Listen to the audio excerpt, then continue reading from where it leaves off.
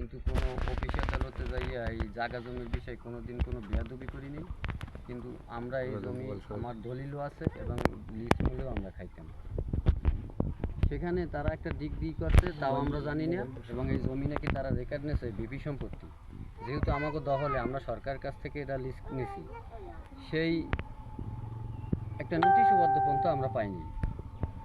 কিন্তু প্রতি বছর যখন এই ডিসি এর কাটাইছি, তার আগে থেকে আমরা ঘর উড়ানোর সময় আমার মামলা দিয়েছে, মামলা দিতে প্রায় 7-8টা মামলা দিয়েছে প্রতি বছর। এবারও একটা মামলা দিয়েছে, মামলা দিয়ে আমার হয়রানি করতেছে এবং আমার হুমকি দুমকিও দিতে আছে।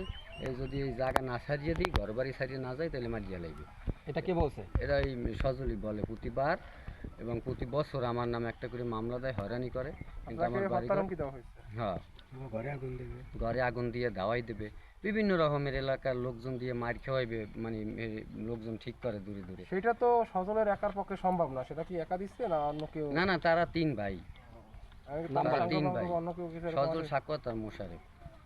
এই বিষয়ে আপনি থানায় কোনো কিছু অবগত করছেন? না, আমি অবগত করিনি, হয়তো বা ধরেন তাদের হুমকির ভয়তে আমি পরবর্তীতে আপনাদের সাথে যোগাযোগ করিয়া এরপর এইটা বলার পরে আমি থানায় যাব।